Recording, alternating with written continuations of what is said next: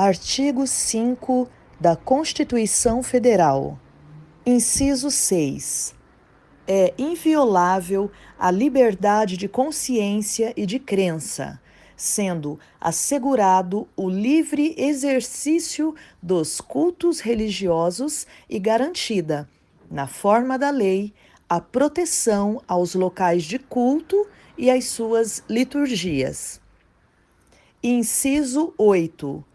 Ninguém será privado de direitos por motivo de crença religiosa ou de convicção filosófica ou política, salvo se as invocar para eximir-se de obrigação legal a todos imposta e recusar-se a cumprir prestação alternativa fixada em lei. É igual, por exemplo, um cristão. Se ele for obreiro, já fica mais vergonhoso ainda, mas tá bom. Um cristão, que já tem um tempo, né? Não é recém-convertido, né? Ele tem um tempo já na caminhada. Ele empresta as coisas dos outros, ou entrega estragado, ou não entrega, como se fosse a coisa mais normal que tiver. Vai falar, irmão, isso aí é evangelho? É, cara. Porque Jesus falou assim, trate os outros como você gostaria de ser tratado. Considere o outro superior a si mesmo. Como que eu faço isso? No dia a dia.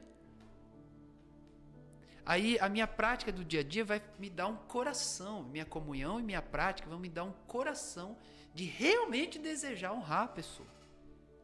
E aí o Espírito Santo até mortificar aquelas pessoas que é psicopata, que é sociopata, né? Que é interesseiro, manipulador.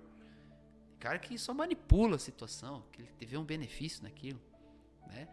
O crente que vive de alívio, ele não vive de salvação. Como assim, irmão? Por quê? Você tem que entender assim, ó, você tem que ter uma comunhão tão pessoal com Deus, onde Deus te salva das situações, que Ele é o teu salvador. Ele te salva financeiramente, Ele te salva na sua saúde, Ele te salva de situações, problemas, Ele salva a sua alma com sabedoria. Mas a gente acaba se desprendendo de Deus e gosta de viver de alívio, entendeu? Então em vez de eu buscar uma salvação, eu vou no alívio, alguém me dá um alívio.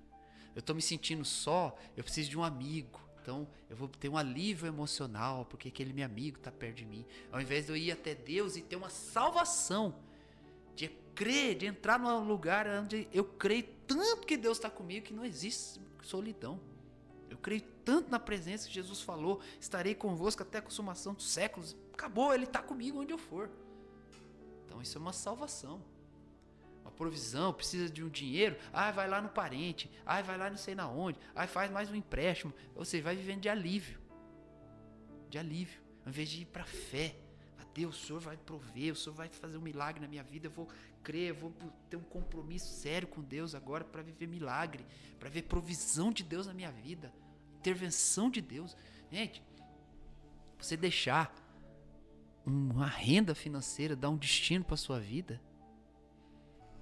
eu acho tão interessante, às vezes, a pessoa contestar as coisas no propósito de Deus. Por exemplo, você imagina, uma pessoa chega para um jovem e fala assim, um jovem de 19 anos, vamos dizer que é um jovem prodígio, né? Inteligente e tal.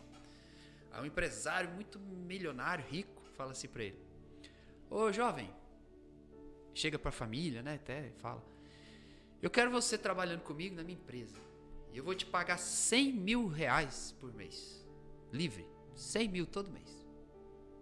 Rapaz, o jovem para até com faculdade se ele estiver estudando. Para na hora. Trabalhar. Tá, eu vou trabalhar então. Você vai trabalhar comigo. Aí passa um tempo, esse patrão aí, né, contratou, fala assim, ô jovem, eu abri um escritório em Recife. Vamos dizer que o rapaz é de São Paulo. Aí fala assim, eu abri um escritório, você vai trabalhar lá em Recife. Quero você lá semana que vem. Você vai continuar ganhando 100 mil por mês. Ele vai na hora. Mas ele nem pensa. Aí, agora você vai trabalhar em Xangai, na China. Vamos pra lá. Aí um dia, alguma coisa não tá muito boa, ele fez a parte dele, mas alguém errou. Mas o patrão acorda meio injuriado, liga pra ele e fala: seu filho da Bíblia, xinga tudo. Você fez tudo errado, incompetente, eu vou despedir você. Ele fica quietinho, sabe por quê? Porque ele ganha 100 mil por mês. Aí fala assim: pode me xingar, patrão, eu ganhei 100 mil, não tô nem aí. Eu vou despedir você amanhã, se isso aí não resolver. Aí ele vai até resolver o problema que o outro criou. Porque ele ganha 100 mil. E assim ele vai pra lá, vai pra lá, vai pra lá, vai lá. E fica 5 anos sem ir em casa. Mas ele ganha 100 mil reais. Aí eu te pergunto, quando entra no propósito de Deus, por que o evangelho romântico estraga no propósito de Deus, na vida das pessoas? Porque tudo é difícil pro propósito de Deus. Para Deus tudo é difícil. Trabalhar para Deus é difícil. Suportar a situação é difícil. Suportar dentro da hierarquia na igreja é difícil. A mulher suportar o marido, porque é um homem de Deus, e a Bíblia fala que a mulher ela tem que cuidar do lar, cuidar do esposo. Para ela tudo é difícil. Guardar a palavra hoje. Para uma mulher hoje, é triste dizer isso, tá? Não estou falando toda, gente. Eu sou contra generalizar. Eu penso igual a Bíblia. É um indivíduo. Os indivíduos acabam estragando uma classe, né? É igual falar, todo pastor é ladrão, né? A gente sofre com isso. Todo político é bandido. Então, mas existe o indivíduo, tá? Tem mulher cristã hoje que não se importa em guardar a palavra na sua casa, cuidar da sua casa, cuidar do seu marido, honrar o seu marido, que aos olhos dele é o cabeça, ele é o sacerdote. Você vê, se Jesus é o cabeça da igreja, o homem é o cabeça da casa. Ele deve ser honrado. Ele é uma figura de Cristo. Assim como o casamento é uma figura. O casamento é uma figura da união de Cristo à igreja. Enquanto Jesus, o noivo, não se une à noiva, não casa com a igreja, existe um casamento na terra entre um homem e uma mulher, um filho de Deus e uma filha de Deus. É isso que é, né? Então, assim, a gente precisa entender isso, compreender isso. Então, é a palavra de Deus. E o que me faz fazer com que a palavra esteja mais perto de mim? Eu me aproximando da palavra, que é o Senhor Jesus. Me aproximando dele. Então, entenda isso. Entenda a comunhão com Deus. Entenda o evangelho. Entenda o propósito de Deus. Não fica dando cabeçada na vida. Então, o que a mensagem do evangelho é hoje? Que as pessoas têm deixado de lado? O convívio social. O convívio familiar. Tá lá filho jovem, mora com os pais ainda. Ele fica, oba-oba do culto e tal. Mas na hora não quer honrar o pai. É tão difícil para ele ajudar em casa. É tão difícil ajudar a mãe, ajudar o pai, lavar uma louça. Ele fica bravo. Mas a honra está nisso. Não adianta ele ir lá na igreja e falar, eu honro meus pais. É igual aqueles obreiro, né? Ele faz assim, ó.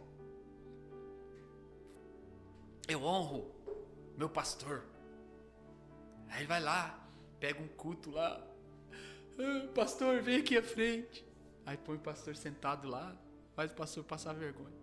Vai lá, irmão. Pega um balde lá e uma toalha. Porque temos que honrar. Aí faz aquele choro. Aí ele pega o pé do pastor, tira o sapato do pastor. E lava o pé do pastor na frente de todo mundo. Dá um beijinho. Faz aquele... Lava o pé do pastor, literalmente. Mas aí o que acontece? No outro mês sai da igreja. Pô, como que tá lavando o pé um dia e sai no outro? Cara, o que significa lavar o pé? O que significa honrar de verdade? Então, é isso que é a criancice o pessoal fica. Isso tá chato na igreja do Senhor. Chega disso. Temos que crescer espiritualmente, tá?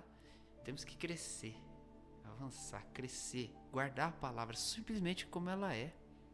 Você não tem que fazer força para ser boa esposa, você só tem que guardar a palavra. Você não tem que fazer força para ser um bom marido, só tem que guardar a palavra. ser obreiro. Você não precisa fazer força para ser um bom obreiro. Vou ser um bom obreiro. Guarda a palavra, faça a obra do jeito que Jesus, a Bíblia mostra. Jesus mostra, você é um obreiro de Jesus. Então faz a obra do jeito que a Bíblia ensina, mostra. Para Deus é suficiente. Tá? Se tem uma empresa, tem funcionário, usa a Bíblia na relação com seus funcionários. Se você trabalha para alguém, usa a Bíblia. Como a Bíblia te mostra, você tem que se comportar. É só isso. Só isso. Eu vou falar aqui igual o pensador. Cuidado, crente. Cuidado, crente. Entenda as coisas de Deus. Palavra de Deus. Você só precisa da palavra de Deus. Amém?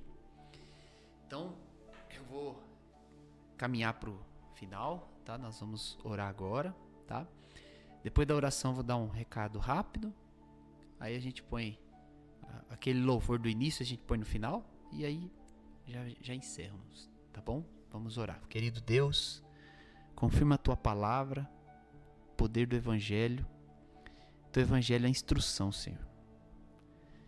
Ainda que haja dons, ainda que haja profecias e ainda que haja a glória do Evangelho que muda a vida do ser humano. Mas nós temos que aprender o lado social, comportamental do Evangelho. A instrução do Evangelho. Que adianta, Senhor, nós falarmos, declararmos que o Senhor é glorioso, bendito, todo-poderoso. O Senhor é. O Senhor nem precisa que a gente fale, o Senhor já é. Mas nós não te honramos em coisas pequenas, no dia a dia. Aceitamos pequenas raposinhas, pequenas mentirinhas, pecados voluntários de comportamento. Então perdoa e nos guia.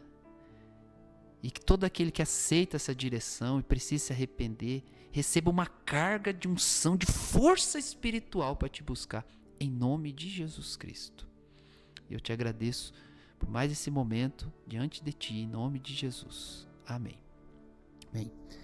Então, um recado rápido coopere com o reino de Deus, anunciando a Rádio Resgate. Amém? Você que está aqui, me vendo aqui ao vivo, tem um WhatsApp da rádio, 99250 5095, tá bom?